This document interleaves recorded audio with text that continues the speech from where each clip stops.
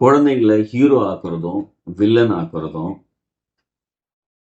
நம்ம பேரண்ட்ஸ் கிட்ட இருக்கு, நம்ம டீச்சர்ஸ் கிட்ட இருக்கு, நம்மளுடைய சமுதாயத்துக்கிட்ட இருக்கு. இது எப்படி சார் குழந்தைங்களை போய் நாம வில்லனாகவும் ஹீரோவாக ஆக்க முடியும்? நீங்க எந்திரன் படம் பார்த்துருப்பீங்க. ஒரு ரோபோ இருக்கும். அந்த ரோபோக்கு பார்த்தீங்கன்னா ரெட் சிப்பை சொருகுனாங்கன்னா அது என்னவாகும்? வில்லன் ஆகிடும். அதை எடுத்து ப்ளூ சிப்பை சொருகுனா என்ன ஆகும்? ஹீரோவாயிடும். அதாவது நல்லதை செய்யும்.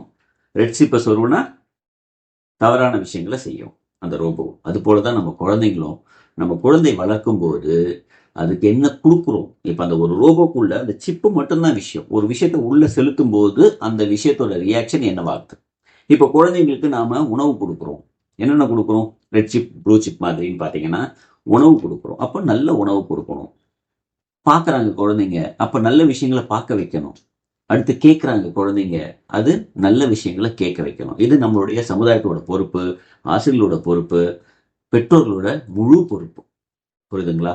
ஸோ நாம இந்த என்ன உள்ள இன்சர்ட் என்ன உள்ள வாங்குறோம், அதுதான் வெளியில பிரதிபலியா வரும்.